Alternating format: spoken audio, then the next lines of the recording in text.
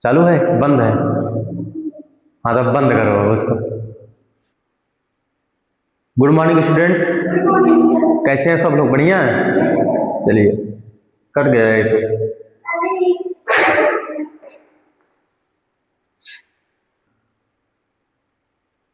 Good morning students, कैसे हैं सब लोग? बढ़िया हैं? चलिए, आज हम लोग पढ़ेंगे एंडोक्राइन ग्लैंड्स, जो पिछली कक्षाओं में हम लोग पढ़ते चले आ रहे हैं, उसी को आगे हम कंटिन्यू करेंगे। उससे पहले मैं सत्यम पटेल, राजकीय औद्योगिक प्रशिक्षण संस्थान मार्टिनगंज, आजमगढ़ की तरफ से आप सभी परीक्षार्थियों का अपने यूट्यूब चैनल में स्वागत करते हैं, अभिनंदन करते हैं, वंदन करते हैं। हमारी क्लासेस 10:30 बजे से लाइव स्टार्ट हो जाती है। आप लोग फटाफट लाइव जुड़ जाइएगा। और तो जो भी यहाँ पर हम लोग पढ़ रहे हैं, यहाँ पर हम लोगों ने यहाँ पर देख लिया है, कंटेक्स्ट में देख लिया एंडोक्राइन ग्लैंड्स होती क्या है, पिट्यूटरी ग्लैंड क्या होती है, एंड्रीनर देख लिया है। एंड्रीनर आपको आज हम लोगों को एंड्रीनर पढ़ना है बच्चों, ठीक है ना। बाकी इधर हम देखेंगे आपके रेडियोलॉजी का सिलेबस है बच्चों। ये क्या है आपके रेडियोलॉजी सिलेबस में इतना चीजों को दिया है। एंडोक्राइन ग्लैंड होती है, पहला इसका डिफिनेशन देखना है, सामान्य परिचय देखना है, फिर उसके बाद पिट्यूटरी ग्लैंड क्या होती है, एंड्रीनर क्या होता है, थायराइड, थायराइड हम लोगों ने पढ़ लिया है। फिर पैनक्रियाज, फिर गोनेड्स पढ़ना है। यही 5-6 ग्लैंड्स आपको पढ़ना है। इधर हम लोगों ने जब अपने यहाँ पे लॉन्ग डिस्कस कर रहे हैं तो हमने पहले यहाँ पर देखा था हाइपोथैलेमस देख लिया है ना। हाइपोथैलेमस होता क्या है, कहाँ पाए जाते हैं, पिनियल ग्रंथि देखी, प्रियोस ग्रंथि, इन तीनों चीजों को हम लोगों ने निपटा दिए हैं। फिर हम लोग कल की क्लास में हम लोग थायराइड पढ़े थे, यहाँ पे थायराइड एवं पैराथायराइड, है ना, थायराइड और पैराथायराइड। आज हम लोगों को देखना है अधिवृक्क देखना है, क्लियर, एंड्रिलन देखना। फिर पैंक्रियाज पे आएंगे, जैसे वहां पे लिखा हुआ है पैंक्रियाज। फिर आपके पास गोनेड्स देखना है, ये वाली, ठीक है ना, गोनेड्स देखना है। तो उसी की कड़ी में हम लोग पढ़ते चले जाएंगे बच्चों। आप लोगों से विनम्र निवेदन है, आप चैनल को सब्सक्राइब कर दिए, लाइक कर दीजिएगा और अपने फ्रेंड्स से सुविधा शेयर कर दीजिए, ताकि जो भी बच्चे नहीं आ पा रहे हैं या अपनी क्लासेस नहीं अटेंड कर पा रहे हैं, वो उनको मिल सके, फायदा मिल सके, है ना। और साथ साथ अपने नोट्स बनाते रहिएगा बच्चों। पैराथायराइड हो चुका है ना, यहाँ पढ़ना है, पैराथायराइड पढ़ना है ना। हाँ, तो जो भी मैं भी कंफ्यूज हो गया था, मैंने सोचा कल इसको निपटा दिए थे। तो चलिए आज हम लोग पैराथायराइड पढ़ेंगे, उसके बाद एंड्रेनर पढ़ना है। आज की क्लासेस लंबी रहेगी, आप एम्प्लॉयबिलिटी स्किल क्लास नहीं चलेगी, है ना। आज की क्लासेस लंबी रहेगी, खींचेंगे। तो मोस्टली कल तक ये समाप्त हो जाएगा, कल या परसों तक में ये चैप्टर खत्म हो जाएगा। फिर हम लोगों को पढ़ना है नर्वस सिस्टम पढ़ना है, क्लियर। फिर क्या पढ़ना है, नर्वस सिस्टम। नर्वस सिस्टम तंत्रिका तंत्र होता क्या है, कैसे काम करती है, इनका महत्वपूर्ण रोल क्या होता है हमारे बॉडी सिस्टम में, हमारे शरीर में, ये सब चीजों को हम लोग को धीरे धीरे पढ़ के इसको बाद निपटा देना। बायोलॉजिकल क्लास खत्म कर देनी, उसके बाद हम लोग रिविजन क्लास मारेंगे, है ना। रिवीजन क्लास मारेंगे जहां से आप लोगों ने स्टार्ट किया था, उसका हम लोग एमसीक्यू करेंगे। जितना हम लोग अभी तक पढ़े हैं उसका क्या पढ़ना है, एमसीक्यू।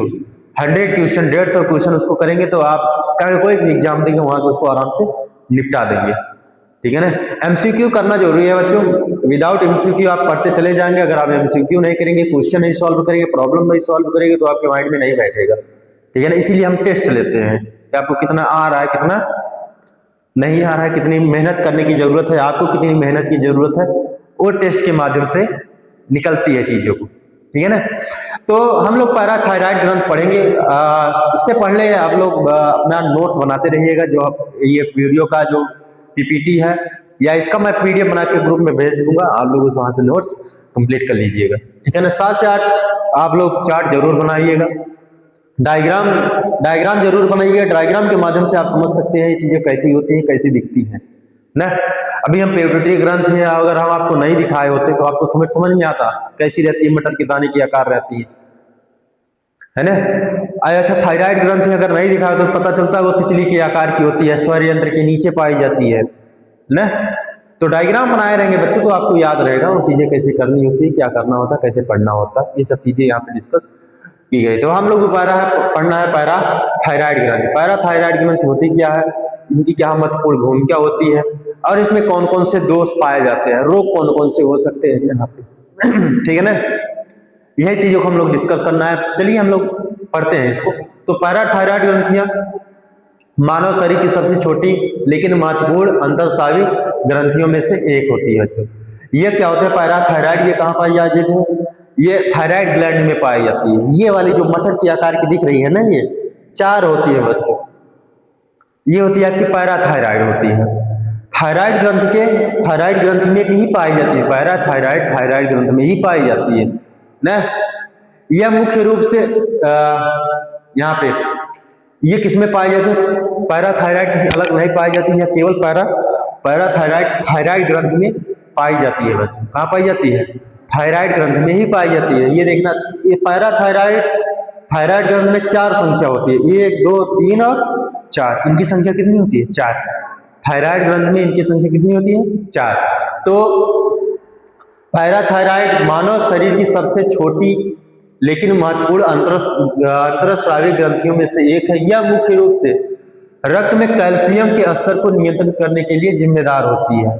ये क्या करती है, ब्लड में कैल्शियम के लेवल को मेंटेन करती है बच्चों, ठीक।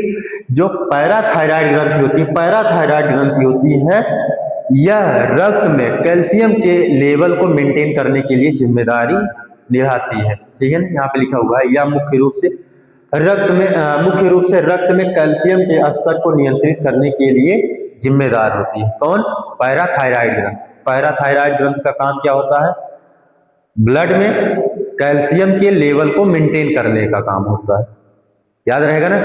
पैराथायराइड जो ग्रंथि होती है, इसका काम क्या होता है, रक्त में कैल्शियम के स्तर को नियंत्रित करने का काम होता है, ठीक है ना। पैराथायराइड ग्रंथि 4 छोटी मटर के दाने के आकार की ग्रंथियां होती हैं। ये कैसी होती है, 4 छोटी मटर के दाने की आकार की ग्रंथियां होती है, जो गर्दन के थायराइड ग्रंथि के पिछले हिस्से में स्थित होती है। ये कहां पर होती है, थायराइड, गर्दन के थायराइड ग्रंथि, हम लोगों ने पढ़ा, मैंने पहले भी बताया है आप लोगों को। ये कहां पाई जाती है, थायराइड ग्रंथि के पिछले हिस्से पर होती है, आगे वाले में नहीं, पिछले वाले हिस्से, है ना। ये क्रॉस सेक्शन काटा गया है, ये आगे, ये वाला पिछला हुआ वाला भाग है ना, ये कैसा वाला भाग है, पिछला वाला। इसी में मटर के दाने के आकार की 4 ग्रंथियां होती हैं, जो थायराइड ग्रंथि के पिछले हिस्से में होती हैं। इनका मुख्य कार्य पैराथायराइड हार्मोन्स, है ना, पीटीएच, पैराथायराइड हार्मोन्स। पीटीएच का फुल फॉर्म क्या होता है, पैराथायराइड हार्मोन या हार्मोन स्रावित करना होता है। इनका जो मुख्य काम होता है, यह कौन सा हार्मोन उत्पादित करती है, पैराथायराइड या पैराथार्मोन, है ना, पैराथार्मोन, ये वाला है ना। इसका काम क्या होता है, जो पैराथायराइड ग्रंथि होती है, इसका काम होता है पैराथायराइड हार्मोन उत्पन्न करना, या तो पैराथार्मोन का स्रावित करना, हार्मोन का स्रावित करना, जो शरीर में कैल्शियम, फास्फोरस और विटामिन डी के स्तर को संतुलन बनाए रखता है। पैराथायराइड या हार्मोन क्या करता है, यह शरीर में कैल्शियम, फास्फोरस और विटामिन डी के स्तर को संतुलन बनाए रखने में महत्वपूर्ण भूमिका निभाती है। यहां तक कोई दिक्कत? चलिए, थायराइड ग्रंथि काम क्या होता है, थायराइड ग्रंथि का काम क्या होता है, पैराथायराइड ग्रंथि का काम क्या होता है बच्चों, रक्त में कैल्शियम के स्तर को मेंटेन करना, कैल्शियम के लेवल को मेंटेन करना, किसके द्वारा, अच्छा, पैराथायराइड जो होती है, यह पैराथायराइड हार्मोन या हार्मोन स्रावित करती है। क्या करती है, हार्मोन स्रावित करती है। यह पैराथार्मोन क्या करता है, यह पैराथार्मोन कैल्शियम, फास्फेट और विटामिन डी के स्तर को संतुलित बनाए रखता है। क्लियर बच्चों, विटामिन डी के स्तर को संतुलित बनाए रखने में महत्वपूर्ण भूमिका निभाता है कौन, पैराथार्मोन। क्लियर?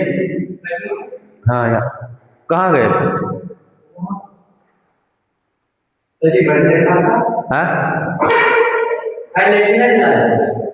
लाइव चल रहा है। अब हम लोगों को पढ़ना है, क्या कर दिए, आगे हम लोग पढ़ेंगे इसके क्या होता है, लोकेशन एंड स्ट्रक्चर, पैराथायराइड की संरचना और स्थान देखना है बच्चों। पैराथायराइड की संरचना और स्थान, इन साहब की, ये क्या होती है, थायराइड ग्लैंड होती है ना। थायराइड ये वाली कौन सी है, तितली के आकार की संरचना होती है थायराइड ग्रंथ। इसी के पिछले हिस्से पर मटर जैसी संरचना पाई जाती है ना। मटर जैसी संरचना दिखाई गई है, इसी को पैराथायराइड ग्लैंड कहा जाता है। क्या बोला जाता है? पैराथायराइड ग्लैंड कहाँ पर होती है? थायराइड ग्लैंड के पिछले हिस्से पर होती है। ये कितनी होती है? 4 होती है। इनकी इनकी इनकी स्ट्रक्चर कैसा होता है? ये गोल मटर के आकार की जैसी होती है, ठीक है ना। चलिए, इनकी स्थिति ये ग्रंथियां गले के सामने थायराइड ग्रंथि के पीछे स्थित होती है। ये जो वाली ग्रंथि होती है पैराथायराइड ग्रंथि है, थायराइड ग्रंथि के पिछले हिस्से पर स्थित होती है, पिछले स्थित होती है, ठीक है ना। संख्या अधिकांश व्यक्तियों में 4 पैराथायराइड ग्रंथियां होती हैं, 2 सुपीरियर ऊपरी और 2 इंफीरियर। समझ गए ना, ये लोब जैसे हम लोग पढ़े थे, सुपीरियर और इंफीरियर। ये देखिए हम एनाटॉमी जब पढ़े थे यहाँ पर आया था, हम ये मेडिकल की लैंग्वेज में इसको ऊपर और नीचे नहीं बोलते हैं। एनाटॉमी में यही पढ़ा था ना, शरीर रचना विज्ञान में। ऊपरी वाले भाग को सुपीरियर बोलेंगे और निचले वाले भाग को इंफीरियर, आगे वाले को इंटीरियर, पीछे वाले को पोस्टीरियर बोलेंगे। यही था ना जब हम एनाटॉमी ऑफ बॉडी पढ़ रहे थे, शरीर रचना विज्ञान, उनमें ये एनाटॉमिकल नेम जो थे बहुत इंपॉर्टेंट थे। मैंने बताया था कि यह बहुत जगह आएगा, ठीक है ना। तो यहाँ पर देखो, सुपीरियर मतलब होता है ऊपरी, मेडिकल के लैंग्वेज में ऊपरी और निचली नहीं बोला जाता। क्या बोला जाता है? इंफीरियर और सुपीरियर बोला जाता है। सुपीरियर और इंफीरियर याद रहेगा ना। जब सुपीरियर आएगा कहाँ बोलना है? ऊपर। इंफीरियर आएगा तो नीचे। क्लियर? तो यहाँ पर बच्चों हम लोगों ने इनकी संख्या कितनी होती है? वयस्क व्यक्तियों में या अधिकांश व्यक्तियों में या सभी व्यक्तियों में इनकी संख्या कितनी होती है? 4। इनकी संख्या कितनी होती है? 4। 2 ऊपरी होती है और 2 नीचे, 2 सुपीरियर और 2 इंफीरियर। यहाँ पर देखो 1 और 2, पहली और दूसरी क्या थी? ऊपरी वाले भाग में, इसको बोलेंगे सुपीरियर, है ना। सुपीरियर पैराथायराइड ग्लैंड, और होता जो नीचे वाली भाग होती है ये 2, इनको इंफीरियर पैराथायराइड ग्लैंड्स। यहाँ तक कोई दिक्कत? इनकी संख्या कितनी होती है? 4। फिर इनका आकार मटर के दाने जितना छोटा होता है, बहुत छोटी होती है ना। इनका आकार कैसा होता है? मटर के दाने जैसा होता है। मटर का सीजन भी चल रहा है, देखते होंगे, सब्जी डेली बनती होगी, ठीक है ना। फिर उसके बाद रंग कैसा होता है? इनका रंग आमतौर पर हल्का पीला भूरा येलो ब्राउन होता है। यहाँ पे कैसे दिखा रहा है? Yellow brown. इनका रंग कैसा होता है? आमतौर पर हल्का पीला भूरा रंग होता है। आमतौर पर 6-7 mm लंबी होती है और 3 से 4 mm चौड़ी होती है, ठीक है ना। इनकी जो लंबाई और चौड़ाई की बात हो रही है, इसकी पैराथायराइड ग्रंथि की लंबाई कितनी होती है? 6 से 7 mm लंबी होती है बच्चों। कितनी होती है? 6 से 7 mm लंबी होती है और 3 से 4 mm चौड़ी होती है। पैराथायराइड ग्रंथि की लंबाई और चौड़ाई कितनी होती है? 6 से 7 mm लंबी होती है और 3 से 4 mm छोटी होती है, चौड़ी होती है ना। क्लियर? याद रहेगा ना अंकित? तो इनका रंग आमतौर पर हल्का पीला होता है। आमतौर पर 6 से 7 mm चौड़ा लंबी होती है, 6 से 7 mm लंबी और 3 से 4 mm चौड़ी होती है। अधिकांश लोगों में इनकी संख्या 4 होती है, लेकिन यह भिन्न हो सकती है, कम भी हो सकती है या ज्यादा भी हो सकती है, लेकिन अधिकांश कितनी होती है? 4। 2 ऊपरी होती है, 2 सुपीरियर होती है और 2 इंफीरियर होती है। इनका रंग कैसा होता है? पीला रंग का होता है, पीला और भूरा रंग का होता है, पीला भूरा रंग का होता है। इनकी लंबाई कितनी होती है? 6 से 7 mm होती है, चौड़ाई 3 से 4 mm होती है, ठीक है ना। यहाँ तो कोई दिक्कत? यह कहाँ पर पाई जाती है? थायराइड ग्रंथि के पिछले हिस्से पर पाए जाते हैं, ठीक है ना। चलिए, मुख्य कार्य पढ़ना है बच्चों पैराथायराइड ग्रंथि का, फंक्शन ऑफ पैराथायराइड ग्लैंड्स। मुख्य कार्य पढ़ना है। तो इसमें मुख्य कार्य में इसका काम होता है हड्डियों में, गुर्दे में और आंतों में महत्वपूर्ण भूमिका निभाती है। पहला होता है पैराथायराइड ग्रंथि पैराथायराइड हार्मोन पीटीएच का स्राव करती है बच्चों। पैराथायराइड ग्रंथि किसका स्राव करती है? पीटीएच, पैराथायराइड हार्मोन्स का स्राव करती है। इनका मुख्य कार्य कैल्शियम हेमियोस्टैटिस हेमियोस्टैटिस होमियोस्टैटिस कैल्शियम होमियोस्टैटिस यानी रक्त में कैल्शियम के स्तर को संतुलित करना। कैल्शियम होमियोस्टैटिक का मतलब क्या होता है? कैल्शियम होमियोस्टैटिक का मतलब क्या होता है? रक्त में कैल्शियम के स्तर को संतुलित करने का काम करती हैं। पैराथायराइड ग्रंथि पैराथायराइड हार्मोन्स का स्राव करती है। इनका मुख्य कार्य कैल्शियम होमियोस्टैटिक यानी रक्त में कैल्शियम के स्तर को संतुलित करना या संतुलित रखना, यह निम्नलिखित तरीके से काम करती है बच्चों, है ना। ये कितने के तरीके से हड्डियों में काम करती है, गुर्दे से काम करती है, आंतों में ये भी महत्वपूर्ण भूमिका निभाती है। ठीक है ना, याद रहेगा। इनका काम क्या होता है? पैराथायराइड का मुख्य काम क्या होता है? कैल्शियम के रक्त में कैल्शियम के स्तर को बनाए रखना। ठीक है ना, किसके माध्यम से? कैल्शियम हेमियोस्टैटिस के माध्यम से।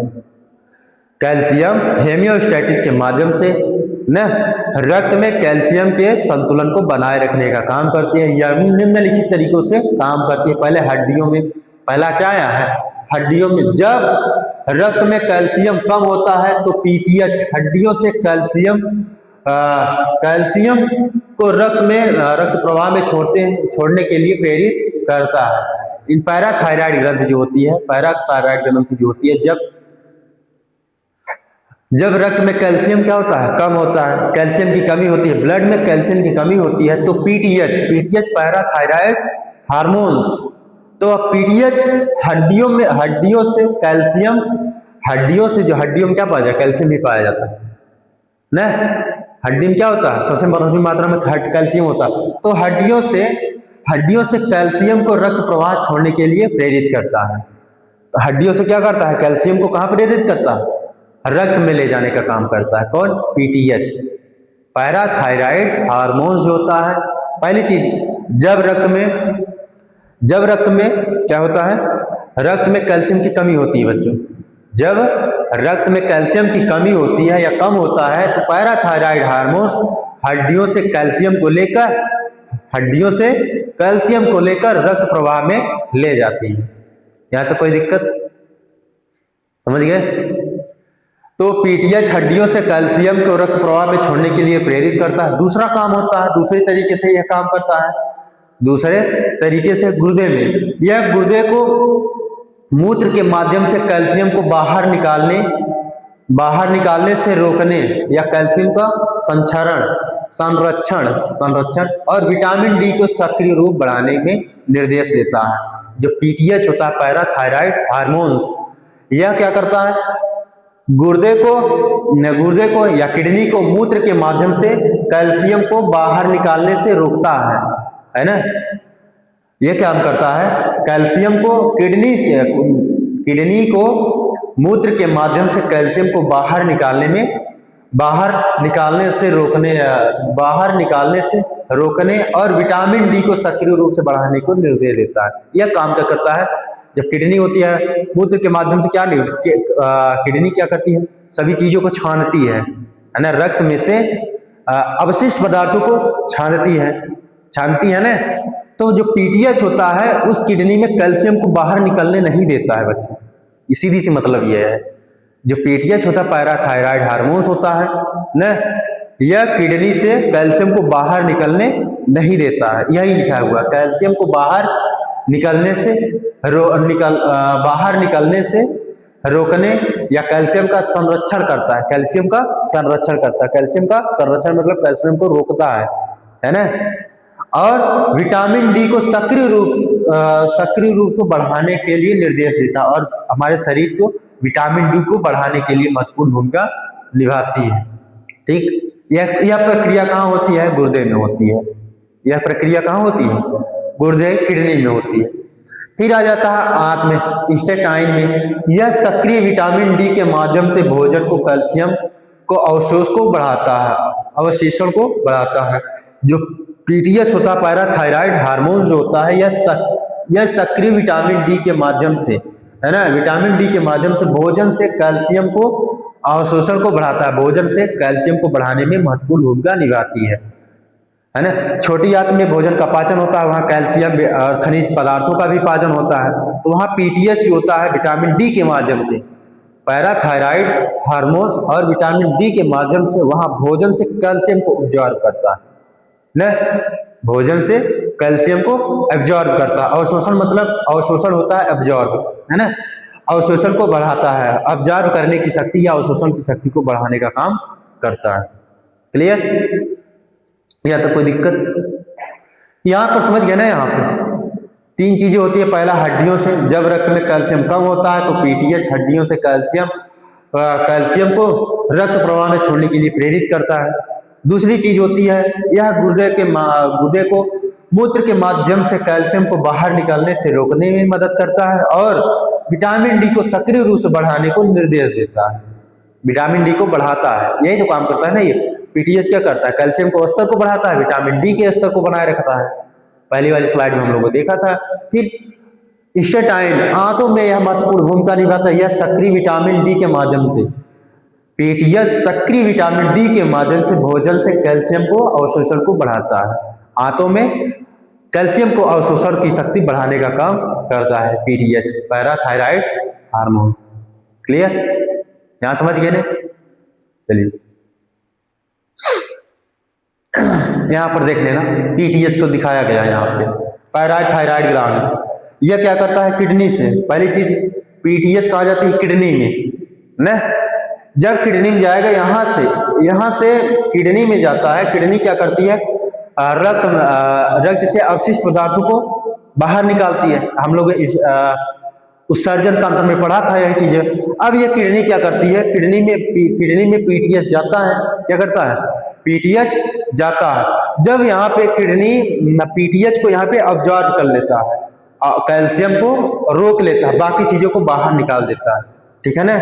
किडनी क्या करता है, रिड्यूस कैल्शियम एक्सक्रिएशन लिखा है, यहाँ क्या करती है, कैल्शियम को निष्कासन को रोकती है, यही लिखा है ना, रिड्यूस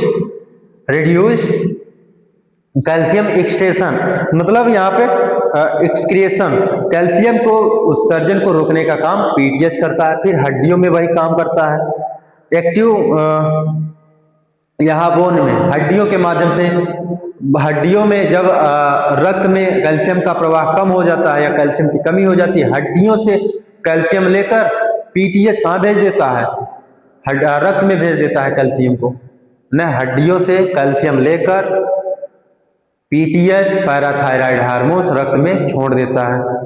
फिर यहाँ पर स्टेटाइन छोटी आंत में, है ना, छोटी आंत में हम लोगों ने भी पढ़ा है, यह क्या करता है, विटामिन डी के माध्यम से, पीटीएच विटामिन डी के माध्यम से कैल्शियम के अवशोषण को मजबूत बना देता है, अवशोषण को बढ़ाता है, ठीक है ना। पीटीएच क्या करता है, पीटीएच जो ये वाली स्टेटाइन होती है छोटी आंत में कैल्शियम के एब्जॉर्ब को बढ़ाने की, एब्जॉर्ब वाली शक्ति को बढ़ाता है, अवशोषण की शक्ति को बढ़ाता है, ठीक है ना। यहाँ पे वही चीजें दिखाई गई है। पैराथायराइड ग्रंथ पीटीएच में जाता, फिर वहां से यहाँ पैराथायराइड ग्रंथ से पीटीएच निकाल के कैल्शियम में जाता है, कैल्शियम से मतलब सॉरी पीटीएच जाके किडनी में जाता है, यहाँ से फिर वापस हो जाता है, ये यहाँ पर भेज देता है कैल्शियम फास्फेट, छोटी आंत से कैल्शियम फास्फेट भेजता है न।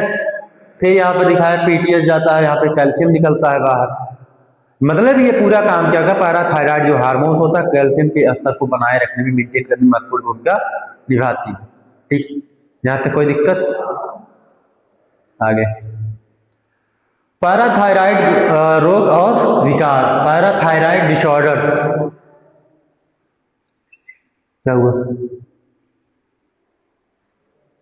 तो पैराथायराइड रोग और विकार, जब ये ग्रंथियां सही से काम नहीं करती हैं तो वो शरीर में कैल्शियम के स्तर असामान्य हो जाती है। जब ये क्या बोलते हैं, जब ये पैराथायराइड ग्लैंड है ना, पैराथायराइड ग्रंथियां शरीर में समान रूप से काम नहीं करती है बच्चों, है ना। क्या हो गया यार, फिर से टाइप करो उसको, अरे उसको नहीं है।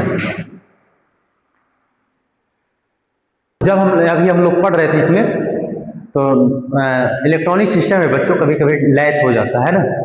तो इसमें क्या होता है, जब पैराथायराइड रोग कब होगा या विकार उसमें कब आएंगे, जब क्या होता है, जब ये ग्रंथियां सही से काम नहीं करती हैं, पैराथायराइड ग्रंथियां सही से काम नहीं करती हैं, तो शरीर में कैल्शियम का स्तर असमान होता है, शरीर में कैल्शियम की कमी हो जाती है। कैल्शियम की कमी किसके द्वारा होती है, पैराथायराइड के सही से काम नहीं करती है न। यह क्या करता है, कैल्शियम के स्तर को मेंटेन करता है, यही खराब हो जाएगा तो डिजीज तो हो गई करेंगे, बीमारियां तो हो गई करेंगी। तो जब ये ग्रंथियां सही से काम नहीं करती हैं तो शरीर में कैल्शियम का स्तर असामान्य हो जाता है, जिससे निम्नलिखित बीमारी हो सकती है। पहला हो जाता है हाइपर पैराथायराइडिज्म, हाइपर पैराथायराइडिज्म हो जाता है। दूसरा होता है हाइपोपैराथायराइडिज्म, दो बीमारियां होती है। थर्ड नंबर होती है पैराथायराइड कैंसर हो जाती है। फोर्थ नंबर पैराथायराइड एडेनोमा होती है। ये चार बीमारियां होती हैं बच्चों इसमें। क्लियर। अब जैसे हम लोग इसमें पढ़े थे हाइपोथायराइडिज्म, इसमें थायराइड ग्रंथि में पढ़े थे ना हम, हाइपोथायराइडिज्म और हाइपरथायराइडिज्म। अब यहाँ पर क्या होगा, हाइपर पैराथायराइडिज्म होता है और हाइपर पैराथायराइडिज्म होता है। ठीक है ना। पिछली कक्षा में हम लोगों ने थायराइड पढ़ा था, वहां पे दो बीमारियां थी, दो विकार थे, कौन कौन से, हाइपर थायराइडिज्म था और हाइपोथायराइडिज्म था। अब यहाँ पर क्या आएगा, हाइपर पैराथायराइडिज्म और हाइपोपैराथायराइडिज्म, ये दो बीमारियां हो गए। फिर होता है पैराथायराइड कैंसर होता है, थर्ड नंबर पैराथायराइड एडेनोमा। ये चार बीमारियां होती हैं इसमें। क्लियर, कोई दिक्कत यहां तक? पढ़ते हैं इसको। हाइपोपैराथायराइड यह तब होता है जब एक या अधिक ग्रंथियां बहुत अधिक पीटीएच का उत्पादन करती है, जिससे रक्त में कैल्शियम का स्तर बहुत अधिक हो जाता है। बस सीधी सी बात। उसमें क्या था, हाइपर थायराइडिज्म में क्या था, हाइपर थायराइडिज्म में वहां पर जैसे वहां पर था ना, थायराइड में बहुत अधिक ज्यादा हार्मोन्स बना देती थी, वही तो था हाइपर थायराइड। हाइपर थायराइड में क्या होता, थायराइड ग्रंथि बहुत अधिक मात्रा में क्या बना देती थी, हार्मोन्स बना देती थी। ठीक उसी प्रकार से यहाँ पर भी है। हाइपोपैराथायराइड में यह तब होता है जब एक या अधिक ग्रंथियां, कितनी होती है, चार ग्रंथियां होती है ना।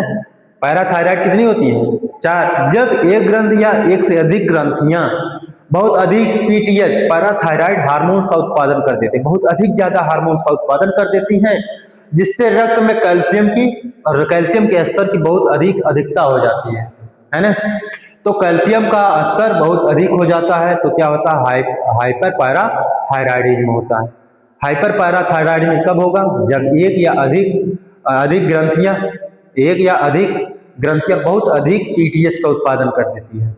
एक या अधिक ग्रंथियां बहुत अधिक पीटीएच का उत्पादन कर देती हैं, जिससे क्या होता है, शरीर में कैल्शियम की अधिकता हो जाती है। बच्चों क्या हो जाती है, शरीर में कैल्शियम की अधिकता हो जाती है। तो उसे हम बोलेंगे, उस वाली बीमारी को बोलेंगे हाइपर पैराथायराइडिज्म।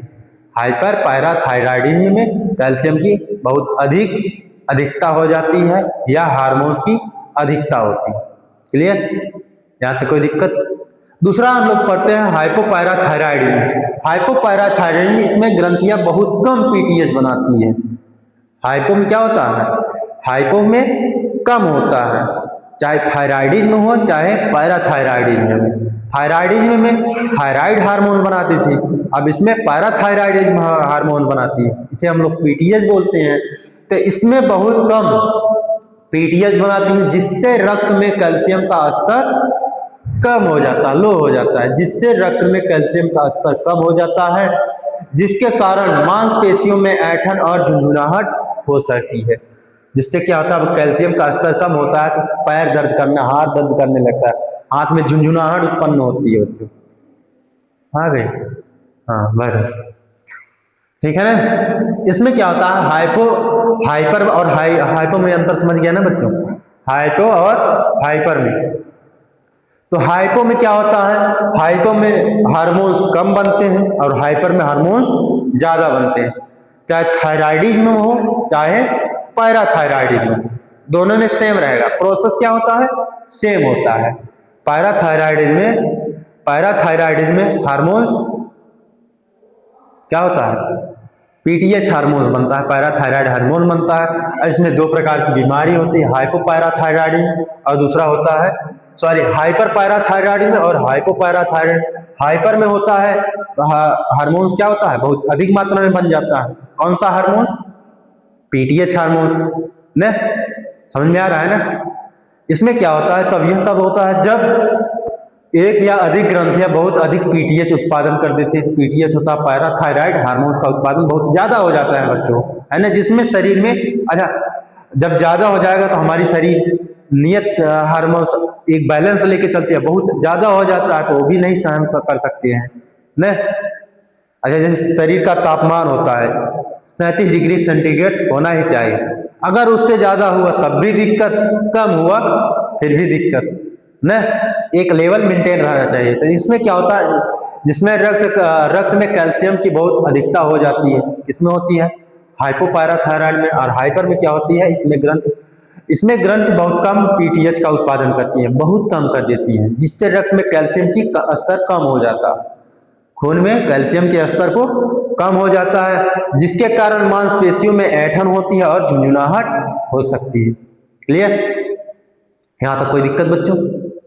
फिर आ जाता है पैराथायराइडिज्म। पैराथायराइड में कैंसर, ये होता है पैराथायराइड कैंसर। यह एक दुर्लभ बीमारी है जिसमें ग्रंथ में कैंसर युक्त ट्यूमर हो जाते हैं। यह एक प्रकार की बहुत दुर्लभ बीमारी, जल्दी होती नहीं है बच्चों, ये है ना, पैराथायराइड कैंसर होता जल्दी नहीं है। क्लियर, लेकिन आइडियल भी नहीं होगा, हो भी सकता है, कई लोगों में देखा गया है न।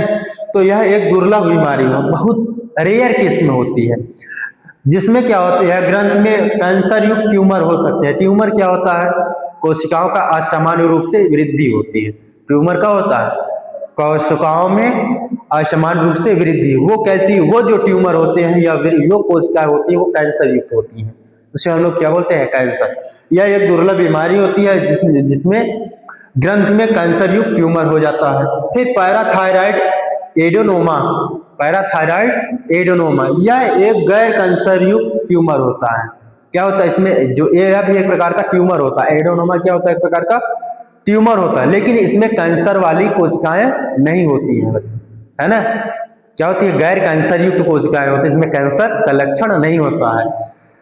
जो लेकिन यह क्या करे, ग्रंथियों को बड़ा कर देता है और अधिक हार्मोन स्रावित करता है। एडेनोमा में क्या होता है, ग्रंथि क्या होती है, बड़ी हो जाती है, मटर की दाने के आकार की होती है, इसकी लंबाई 6 से 7 एम होती है ना।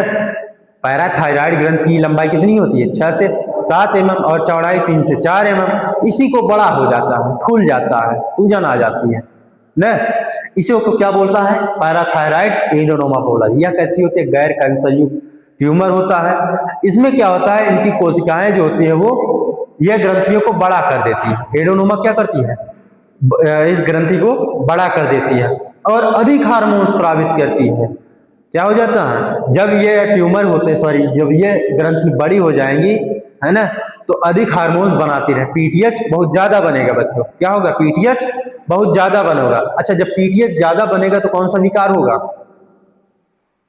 जब हार्मोन्स बहुत ज्यादा बनेगा, है ना, तो कौन सा विकार होगा, कौन सी बीमारी होगी, हाँ, जब ग्रंथ बहुत ज्यादा हार्मोन्स बनाती है तो कौन सी बीमारी होती है, हाइपर पैराथायराइड। यहाँ पर लिखा है ना, हाइपर पैराथायराइड। इसमें क्या होती है, ये देखो, बहुत अधिक पीटीएच का उत्पादन करती है, लिखा है फिर ना। ये क्या करने लगती है, हार्मोन स्रावित, बहुत अधिक हार्मोन स्रावित कर देती है, किसमें चला जाता है, हाइपोपैराथायराइड में चला जाता है, हाइपर पैराथायराइड में। हाइपर पैराथायराइड में क्या होता है, हार्मोन बहुत ज्यादा बनता है। ठीक, इसमें क्या होता है, इसमें यह गैर कैंसर युक्त ट्यूमर होता है। इनकी कोशिकाएं कैसी होती है, गैर कैंसर युक्त ट्यूमर होता है। यह क्या करती है, एडेनोमा क्या होता है, इसमें एडेनोमा में ग्रंथियां होती है, फूल जाती है, बड़ी हो जाती है, ग्रंथियों का आकार क्या हो जाता है, बड़ा हो जाता है, और ये अधिक हार्मोन्स बनाने लगती है। क्या करती है, अधिक हार्मोन्स बनाने लगती है। यहां तक समझ गए ना बच्चों, कोई दिक्कत है आगे, समझ में आ रहा है ना। हाँ, वीडियो देख लेना, ठीक है ना। यहां पर देख लेते हैं। ये आपकी ये वाली ये वाली ग्रंथि कौन सी है? ये वाली ये थायराइड है। ये क्या है? पढ़े हो ना? ये है, ये क्या है? ये क्या है बच्चों? लैरिक्स है बच्चों। क्या है ये? लैरिक्स है। ये क्या है? लैरिक्स है। अब इसके ये जो होता है थायराइड ग्रंथ लैरिक्स के नीचे होता है। कहां पर होता है? लैरिक्स के नीचे और ट्रेकिया के ऊपर। यहीं से ट्रेकिया शुरू होती है ना? तो यहां पर होता है। ये पिछली वीडियो हम लोग पढ़े थे। ये पिछली वीडियो हम लोग पढ़े थे, पिछली क्लास में पढ़े थे थायराइड ग्रंथ। फिर उसमें आ जाता है ये वहां पे। इसमें दो लोब होते हैं, लेफ्ट लोब और right lobe. Sorry, right lobe और लेफ्ट लोब, है ना? यह जो थायराइड होता है दो भागों में विभाजित होता है, दाहिना भाग और बायां भाग।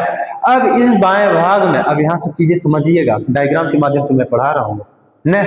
अब यहां पर देखो, अब ये थायराइड ग्लैंड जो होती है इसका बाहरी व्यू मतलब बैक वाला है। ये क्या है? फ्रंट है और ये बैक है। समझ गए ना? ये क्या होता है? इधर से देखने पर होता है फ्रंट व्यू और इधर बैक व्यू, है ना? जैसे फोन है, यहां पर देखिएगा, ये इधर से क्या होता है? फ्रंट दिख रहा है। यहाँ की संरचना कुछ और है। अब इधर वाला क्या है? बैक है।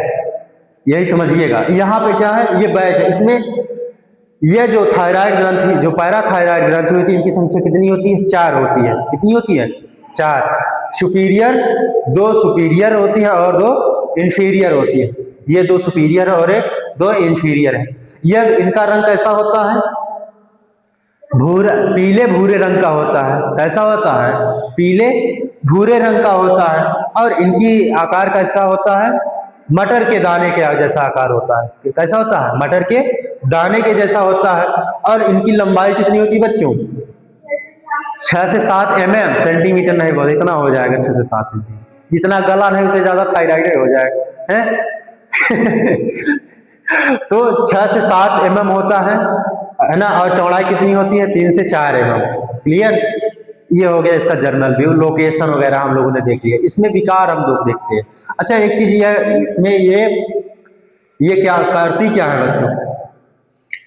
जो पैराथायराइड जो होती है ये पीटीएच का उत्पादन करती है। किसका उत्पादन करती है? पीटीएच। पीटीएच होता क्या है? पैराथायराइड हार्मोन्स का उत्पादन करती है। अब ये पैराथायराइड हार्मोन्स रक्त में कैल्शियम के स्तर को बनाए रखते हैं। ये पीटीएच क्या होते हैं? रक्त में कैल्शियम के स्तर को बनाए रखते हैं। ये 3 तरीके से काम करते हैं बच्चों। कितने तरीके से? 3 तरीके से। एक पहले होता है रक्त में, अगर रक्त में कैल्शियम की कमी हो जा रही है तो हड्डियों से कैल्शियम लेके रक्त में भेज देते हैं। पहला तरीका हो गया। दूसरा तरीका किडनी से, है ना?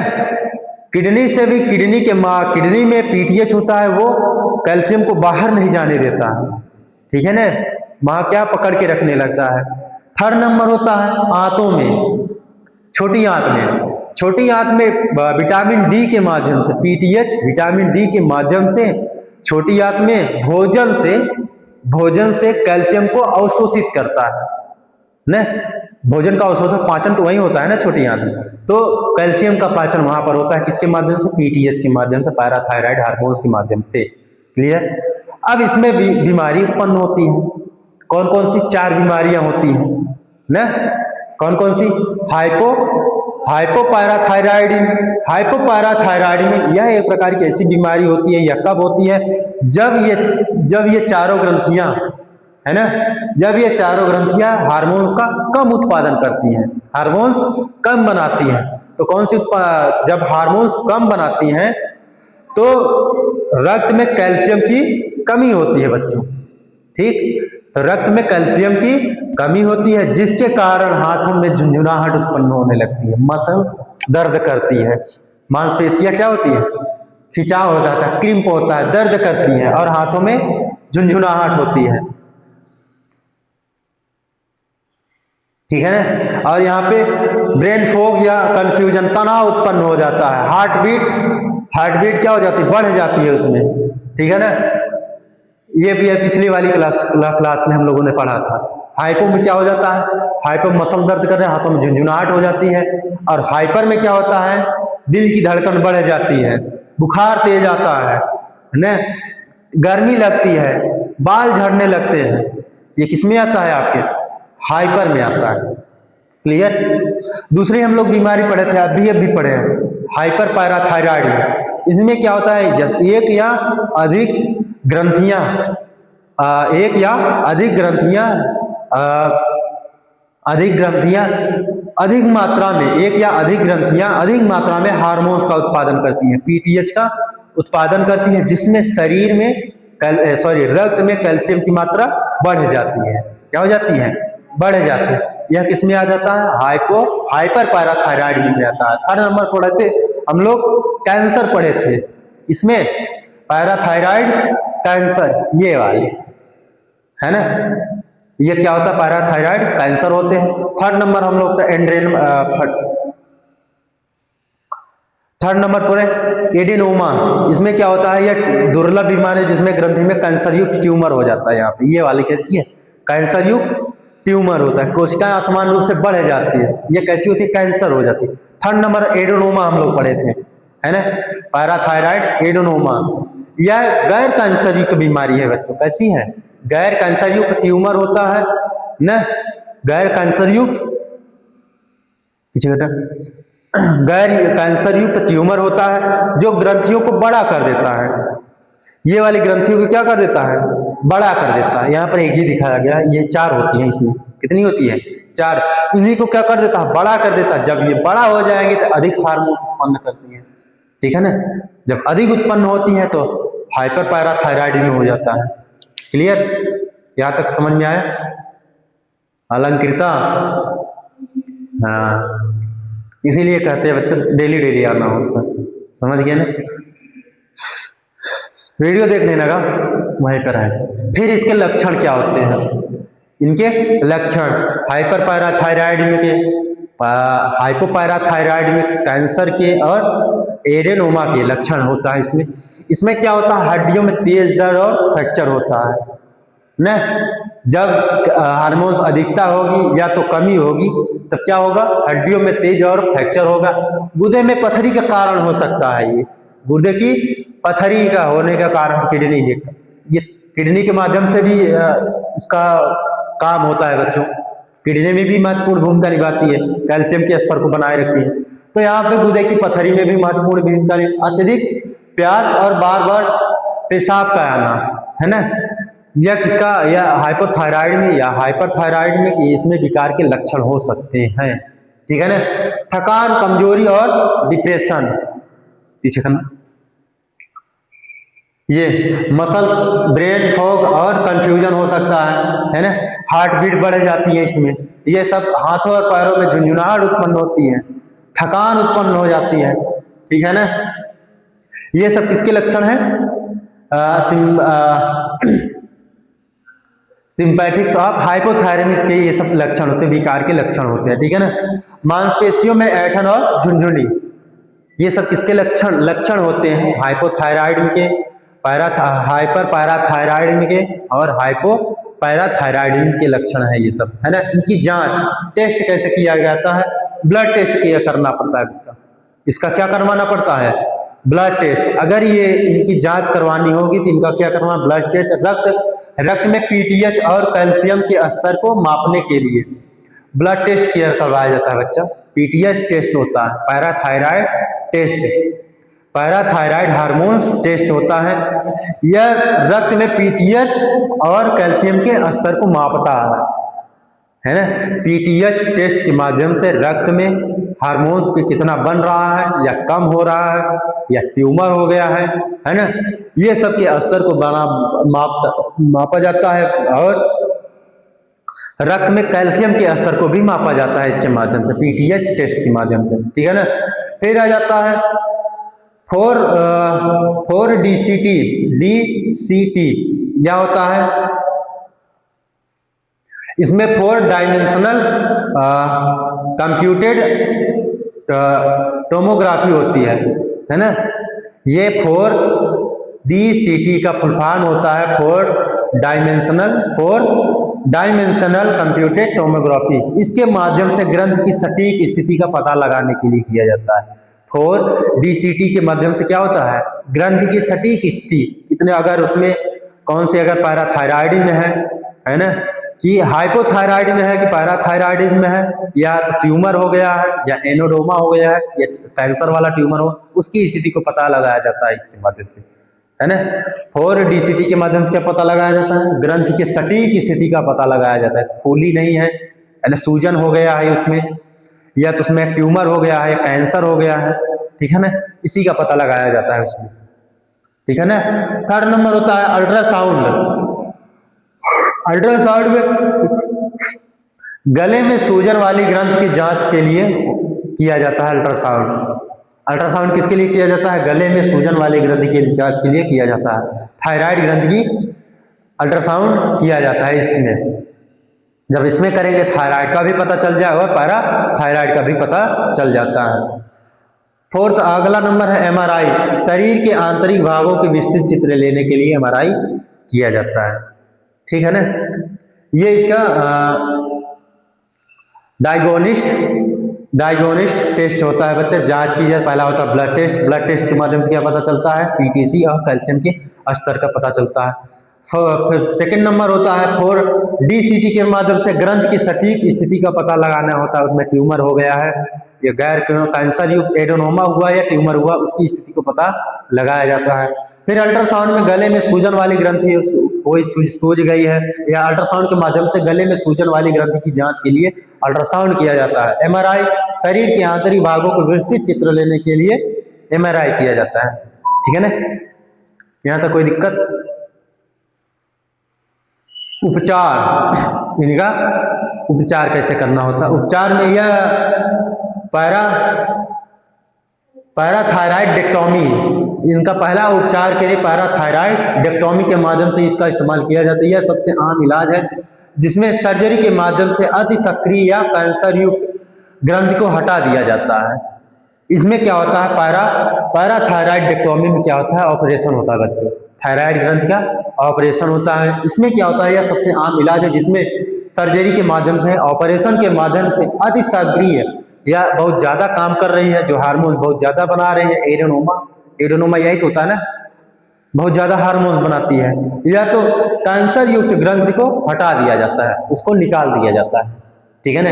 अगर एक में आ रही है, 4 ग्रंथियां होती है, पैराथायराइड कितनी होती है, 4, अगर एक ग्रंथि में अगर वो खराब हो गई है तो वहां से निकाल दिया जाता है, चारों तो एक साथ नहीं खराब होती है, ठीक है ना। अगर खराब भी रहे तो उसको वहां से रिप्लेस कर दिया, हटा दिया जाता है, किसके माध्यम से, पैराडेक्टोमी के माध्यम से, ठीक है ना।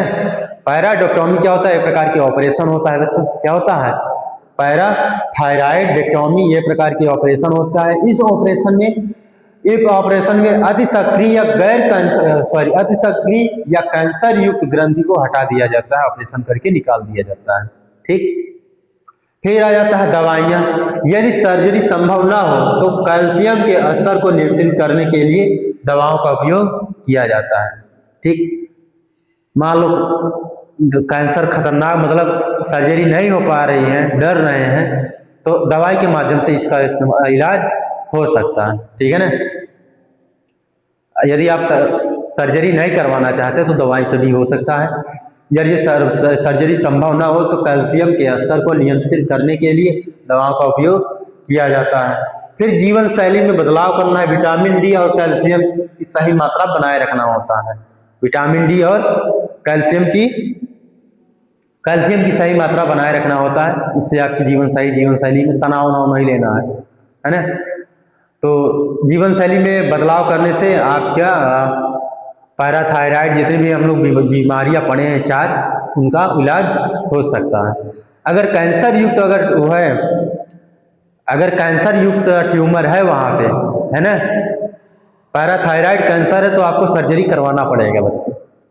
अगर कैंसर है वहां पर तो सर्जरी करवाना पड़ेगा, अगर एडेनोमा है तो वहां पर दवाइयों से भी इलाज हो सकता है, ठीक है ना।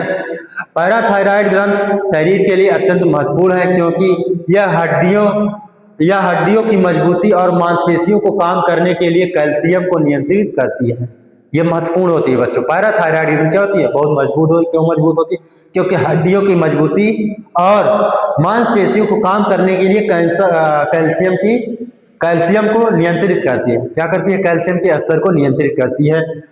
इन ग्रंथियों से संबंधित किसी भी लक्षण को नजरअंदाज नहीं किया जाना चाहिए, है ना। अगर कोई भी लक्षण आ रहा है, हाइपोपैराथायराइड या hyper parathyroid cancer, hyper thyroid cancer या थायराइड एडोनोमा, अगर इन चारों लक्षण दिखा रहे हैं तो उसका इलाज करवा लेना है ना।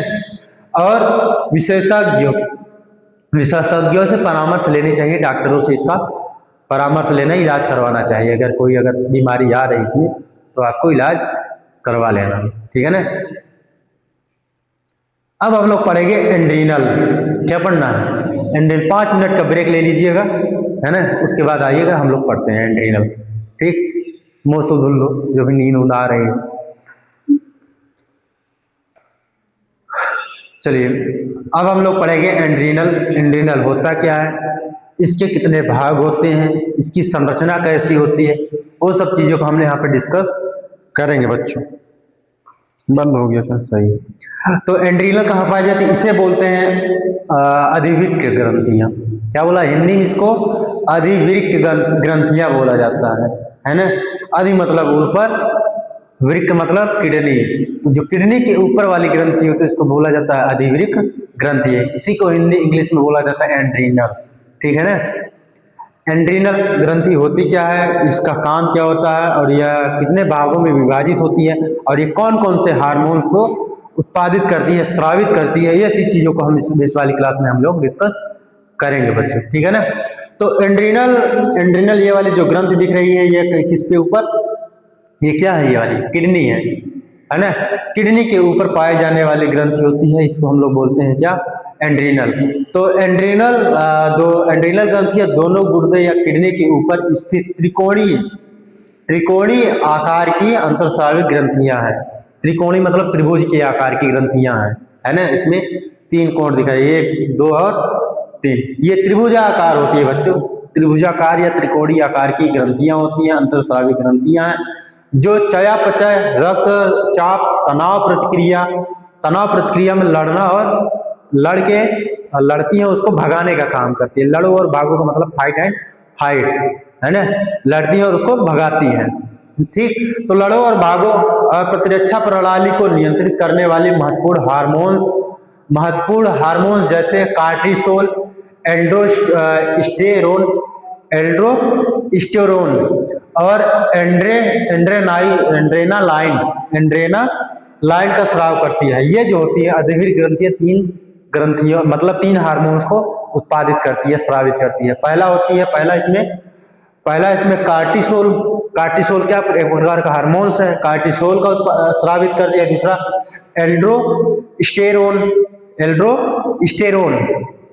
एल्ड्रोस्टेरोन और एंड्रेनालाइन, ये 3 प्रकार के हार्मोन्स होते हैं। पहला होता है कार्टिसोल, एल्ड्रोस्टेरोन और एंड्रेनालाइन। ये क्या होता है, 3 हार्मोन्स होते हैं, महत्वपूर्ण हार्मोन्स होते हैं बच्चों, ठीक। ये 3 हार्मोन्स का स्राव करती है। यह 2 मुख्य भागों से बनी होती हैं। ये जो होती है एंड्रीनल ग्रंथि 2 भागों से बनी होती है। पहला होता है बाहरी कार्टेक्स, दूसरा होता है आंतरिक मेडुला। ये इसके अंदर वाले ये 2 परतों से मिलकर बनी होती है। बाहरी वाली परत जो होती है कार्टेक्स होती है, और अंदर वाली परत जो होती है वो मेडुला होती है, ठीक है ना। यहाँ तक समझ गए।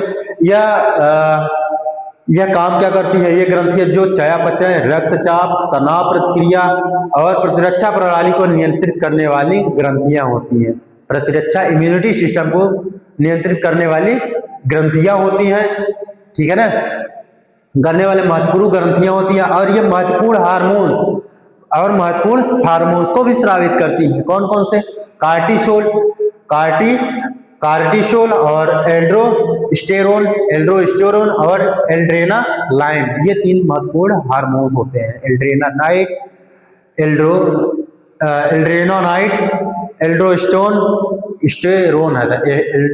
एल्ड्रोस्टेरोन और कार्टिसोल, ये 3 महत्वपूर्ण हार्मोन्स होते हैं। इन्हीं का स्राव करती है कौन, एड्रेनल। क्लियर? यह मुख्य दो भागों से विभाजित होती है, दो भागों में बनी होती है। पहला जो बाहरी वाली परत होती है इसको बोलते हैं कार्टेक्स, और अंदर वाली परत होती है इसको क्या बोलते हैं? मेडुला। क्या बोला जाता है? मेडुला। अब कार्टेक्स में भी 3 भाग होते हैं, कार्टेक्स भी 3 प्रकार की होती है, आगे हम लोग पढ़ेंगे। ठीक, यहाँ पर हम लोग एड्रेनल ग्रंथ की विस्तृत संरचना और कार्य, इसका विस्तृत संरचना और कार्य पढ़ेंगे। पहला होता है इसका स्थान और संरचना। पहला हम क्या पढ़ा है? स्थान। स्थान कहाँ पाया जाता है? यह नारंगी रंग की ग्रंथियां शरीर में पेट के पीछे किडनी के ठीक ऊपर स्थित होती हैं। ठीक, समझ गए? ये कहाँ होती है? इसका स्थान कहाँ होता है? ये नारंगी रंग की ग्रंथियां होती हैं। इसका रंग कैसा होता है? नारंगी रंग का होता है। ये नारंगी रंग की ग्रंथियां शरीर में पेट के पीछे स्टोमच की बात हो रही है बच्चों। यहाँ पे पेट को क्या बोला जाता है? स्टोमच। स्टोमच के पीछे किडनी के ठीक ऊपर स्थित होती है, किडनी के ठीक ऊपर स्थित होती है। ये किडनी के ठीक ऊपर स्थित होती है, ठीक है ना? किडनी के ठीक ऊपर स्थित होती है। प्रत्येक ग्रंथ लगभग 5 सेंटीमीटर लंबी, 3 सेंटीमीटर चौड़ी और 1 सेंटीमीटर मोटी होती है। 2 ग्रंथियां पाई जाती हैं। एड्रेनल ग्रंथ कितनी होती है? 2 होती हैं। तो इसकी जो लंबाई, चौड़ाई और ऊंचाई है, मोटाई बात कर रहे हैं, ये प्रत्येक ग्रंथि लगभग 5 सेंटीमीटर लंबी होती है। कितनी होती है? 5 सेंटीमीटर लंबी होती है, 3 सेंटीमीटर चौड़ी होती है। कितना? 3 सेंटीमीटर चौड़ी होती है और 1 सेंटीमीटर मोटी होती है। क्लियर? 5 सेंटीमीटर लंबी, 3 सेंटीमीटर चौड़ी और 1 सेंटीमीटर मोटी होती है। ये एड्रेनल ग्रंथ की 3D आयामी होती है ना। ये कैसी होती है? नारंगी रंग की ग्रंथियां होती हैं, है ना, जो कहाँ पाई जाती है? शरीर में पेट के पीछे और किडनी के ऊपर पाई जाती हैं। इनका ये ग्रंथि लगभग 5 सेंटीमीटर लंबी, 3 सेंटीमीटर चौड़ी और 1 सेंटीमीटर मोटी होती है। क्लियर? यहाँ तो कोई दिक्कत बच्चों? ठीक।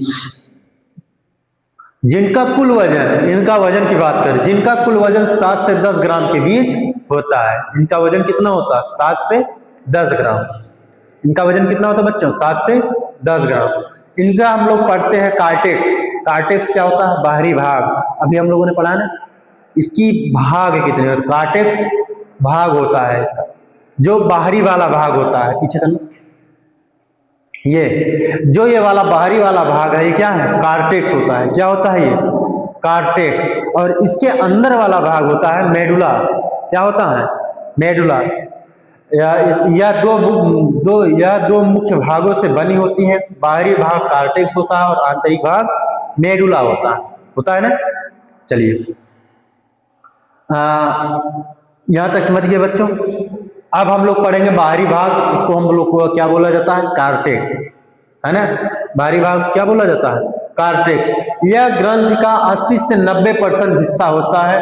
यह ग्रंथि का 80 से 90% हिस्सा होता है और स्टेरॉइड हार्मोन्स पैदा करती है। जो बाहरी भाग में कौन सा हार्मोन बनता है? स्टेरॉइड बनता है। क्या बनता है? स्टेरॉइड हार्मोन बनता है ना। यह ग्रंथि का 80 से 90% हिस्सा होता है। बाहरी भाग सबसे महत्वपूर्ण होता है इसमें बच्चों, है ना। एड्रेनल ग्रंथि की बाहरी भाग सबसे महत्वपूर्ण होता है। यह 80 से 90% यही काम करता है, ठीक है ना। 80 से 90% एड्रेनल या कॉर्टेक्स काम करता है और यह स्टेरॉइड हार्मोन्स पैदा करता है। बाहरी भाग कौन सा हार्मोन्स पैदा करता है? स्टेरॉइड। जो कॉर्टेक्स होता है, कॉर्टेक्स में स्टेरॉइड हार्मोन्स पैदा करता है। अब इसका जो भाग होता है कार्टिसोल, कार्टेक्स में कार्टिसोल होता है। यह स्टेट हार्मोन्स होता है। कार्टिसोल एक प्रकार का हार्मोन्स होता है। क्या होता है? पीछे करना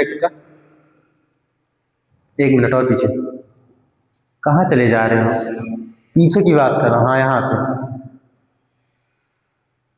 बस। यहाँ पे कहाँ गया? प्रतिरक्षा प्रणाली में यहाँ पर देखना, प्रतिरक्षा प्रणाली को नियंत्रित करने वाले महत्वपूर्ण हार्मोन जैसे कार्टिसोल की बात हो रही है। कार्टिसोल क्या है? प्रकार का हार्मोन्स है। क्या है?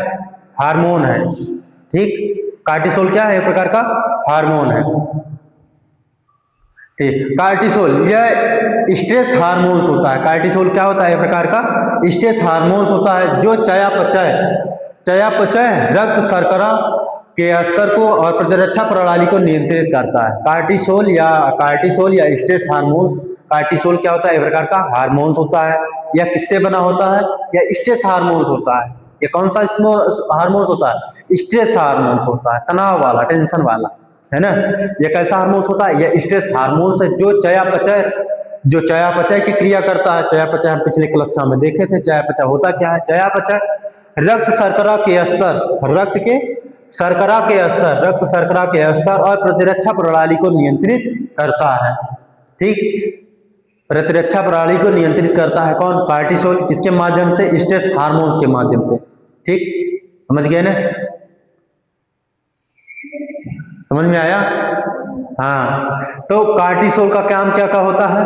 यह एक प्रकार का स्ट्रेस हार्मोन्स होता है। कैसा हार्मोन होता है? स्ट्रेस हार्मोन्स होता है जो चयापचय रक्त शर्करा के स्तर और प्रतिरक्षा प्रणाली को नियंत्रित करता है। चयापचय क्या होता है बच्चों? चयापचय क्या होता है?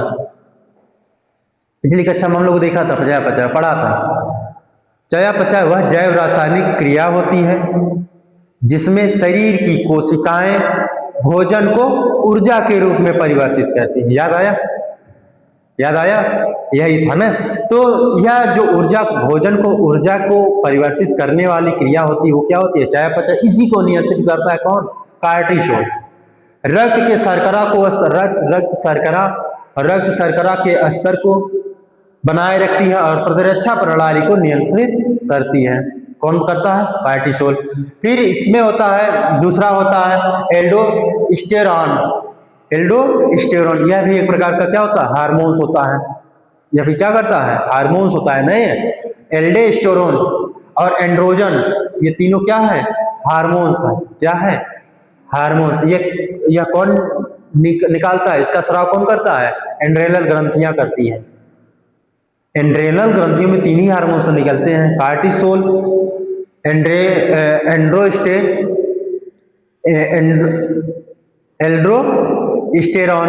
एल्डोस्टेरोन और एंड्रोजन। ये तीन प्रकार के हार्मोन्स उत्पादित करते हैं। अब ये पढ़ते हैं एल्डोस्टेरोन होता है रक्तचाप, ब्लड प्रेशर को, रक्तचाप और शरीर में सोडियम तथा पानी के संतुलित को नियंत्रित करता है बच्चों। शरीर में रक्तचाप, ब्लड प्रेशर को, और शरीर में सोडियम क्या होता है? लवण होता है, नमक, सोडियम क्लोराइड जिसे हम लोग बोलते हैं, यानी Cl। ठीक है ना। शरीर में सोडियम तथा पानी के संतुलन को नियंत्रित करता है। कौन करता है? एल्डोस्टेरोन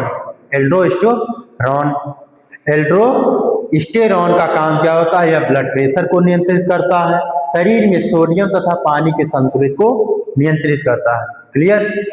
कोई दिक्कत? अभी हम पूछेंगे। एंड्रोजन क्या होता है? यह सेक्स हार्मोन्स, मुख्यतः सेक्स जो हार्मोन्स होते हैं मुख्यतः DHEA यहाँ पर लिखा हुआ है, DHEA है ना, अभी आगे पढ़ेंगे। DHE जो मुख्य रूप से पुरुषों और महिलाओं दोनों में विकसित होते हैं। एंड्रोजन जो होते हैं सेक्स हार्मोन्स को स्रावित करते हैं। ठीक है ना। एंड्रोजन का क्या काम करता है? ये सेक्स हार्मोन्स मुख्यतः DHEA होते हैं जो पुरुषों और महिलाओं दोनों में विकसित होते हैं। अब एपिएंड्रोस्टेरोन होता है, इसका फुल फॉर्म होता है डी से होता है ड्री, या से हाइड्रो, ई से एपिएंड्रो, और ए से स्टेरोन होता है। ऐसे क्या होता है? स्टेरोन। फुल फॉर्म याद रहेगा ना, डिहाइड्रो एपिएंड्रो स्टेरोन, और स्टेरोन यह होता है। यह भी क्या होता है? एक प्रकार का हार्मोन्स होता है जो शरीर की अधिक ग्रंथियों द्वारा निर्मित एक प्राकृतिक हार्मोन्स होता है। क्या होता है? एक प्रकार का प्राकृतिक हार्मोन्स होता है जो एस्ट्रोजन और एस्ट्रोजन और टेस्टोस्टेरोन जैसे सेक्स हार्मोन्स में बदल जाता है। जो ये हार्मोन्स होता है DHE, ये किस में बदल जाता है? एस्ट्रोजन और टेस्टोस्टेरोन में बदल जाते हैं। ये कैसे होते हैं? ये सेक्स हार्मोन्स होते हैं बच्चों। क्लियर? समझ गए? यह जो DHE डिहाइड्रो एपिएंड्रोस्टेरोन होते हैं, यह प्रकार के हार्मोन्स होते हैं। यह किसमें बनते हैं? एंड्रोजन बनाता है। कौन बनाता है? एंड्रोजन बनाता है। ठीक है ना? यह कहाँ पर है? पुरुषों और महिलाओं दोनों में विकसित होते हैं। अब यह शरीर जो DHE है, ये शरीर अधिवृक्की ग्रंथियां, एंड्रेनल ग्रंथियां जो होती हैं, इन्हीं के द्वारा निर्मित होता है। DHEA ये किससे द्वारा निर्मित होता है? एंड्रेनल ग्रंथियों द्वारा निर्मित होता है। यह एक प्रकार का प्राकृतिक हार्मोन्स होता है। ये क्या होता है? एक प्रकार का प्राकृतिक हार्मोन्स होता है। जल्दी करो इसको, इंटर मारो, इंटर मारो यार।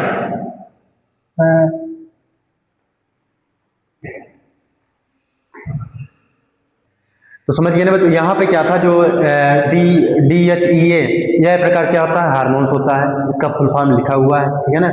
अब ये जो होता है यह एंड्रेनल ग्रंथियों से द्वारा निर्मित होता है। एंड्रेनल ग्रंथियों द्वारा निर्मित होता है। यह एक प्रकार का प्राकृतिक हार्मोन्स होता है जो एस्ट्रोजन और टेस्टोस्टेरोन, एंड्रोजन और टेस्टोस्टेरोन जैसे सेक्स हार्मोन्स में बदल जाते हैं। ये प्रकार के होते हैं। क्या होते हैं?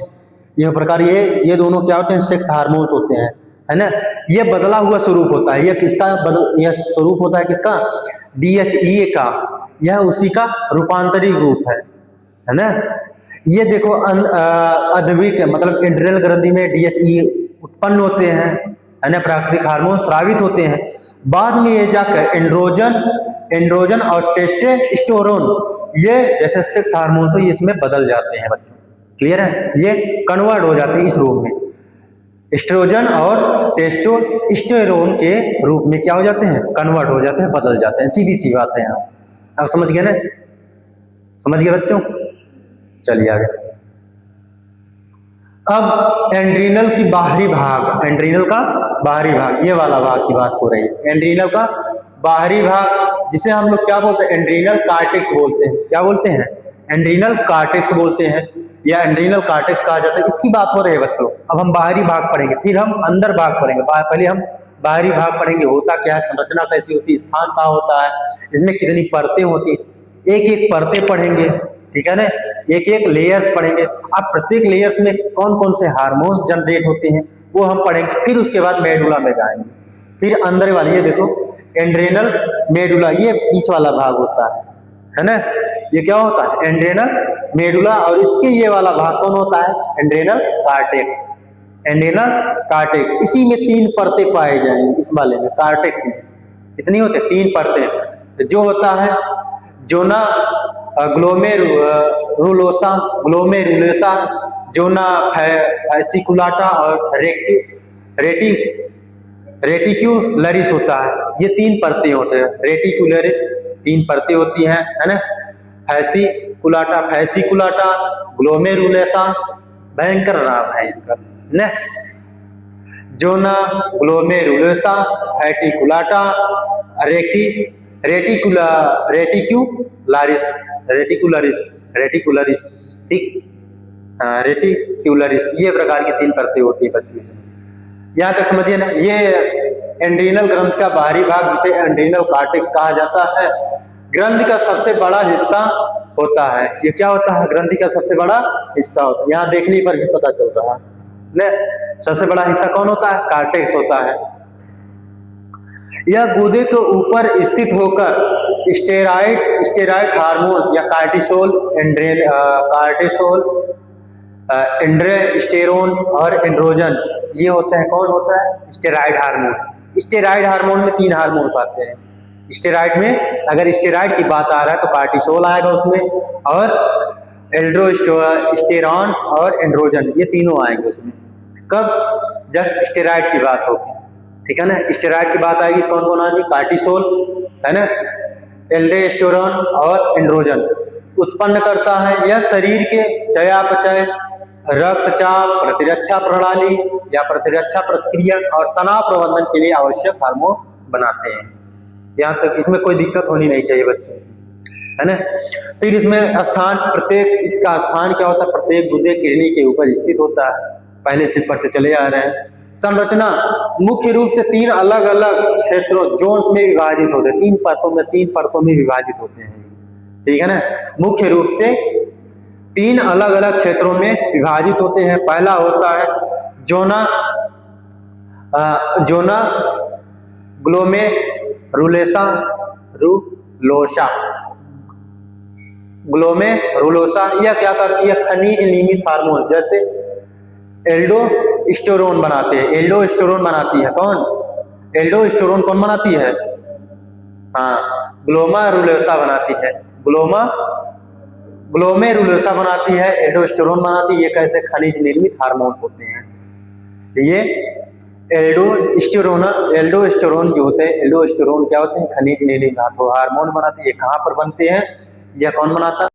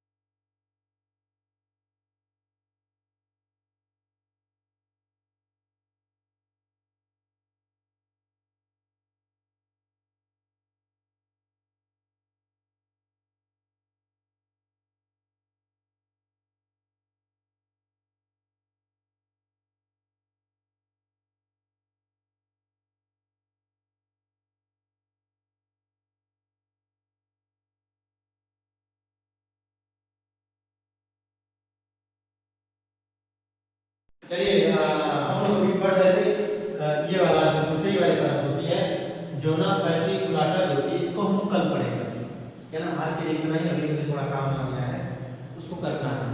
क्लियर? तो आज के लिए इतना ही बच्चों। आप लोगों से उम्मीद है आप लोग नोट्स बनाते रहिएगा, चैनल को सब्सक्राइब कर दीजिएगा और अपने फ्रेंड सर्कल तक सेशन को शेयर कर दीजिए। जो आप क्लास में नहीं उपस्थित हो पाए हैं उनके तक पहुंचा दीजिएगा ये सब चीज़ें, और इसका नोट्स बनाते रहिएगा ना। ठीक है, चलिए।